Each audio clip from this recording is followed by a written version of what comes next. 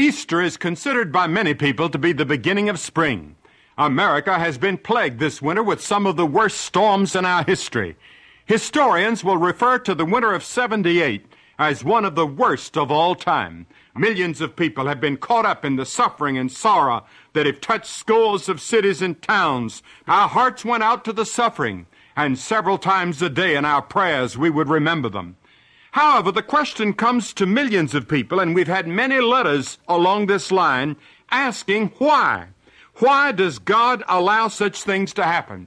I had a letter the other day from a missionary in Ethiopia, where all the turmoil and strife is going on and thousands are being slaughtered. And the missionary said, why?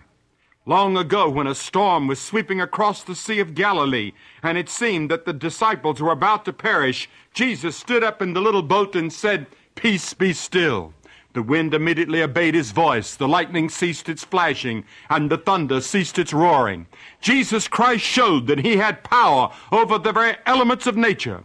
Why does God not do it again, you ask?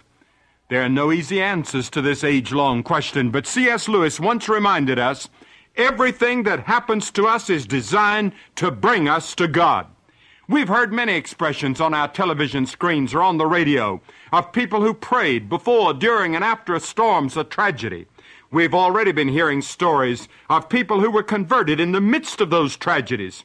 Perhaps in some mysterious way out of the terrible suffering and destruction will come a new emphasis on spiritual values in the lives of thousands.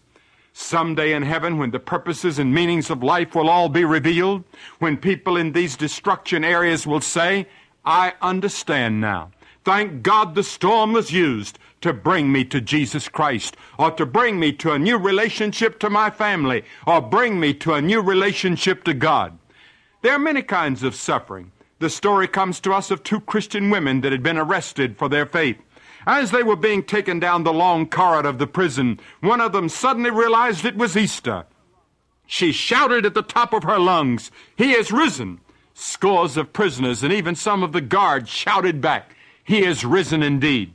The most important events in human history were the death and resurrection of Jesus Christ.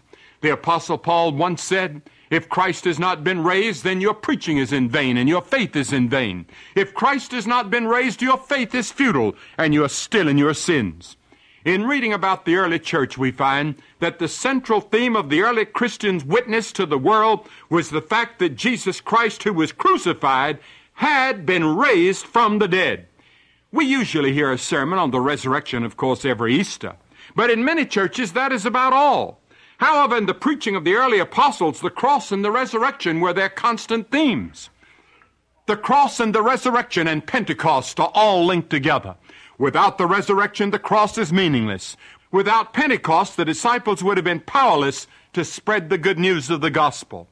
Apart from the resurrection, the cross is a tragedy and a defeat.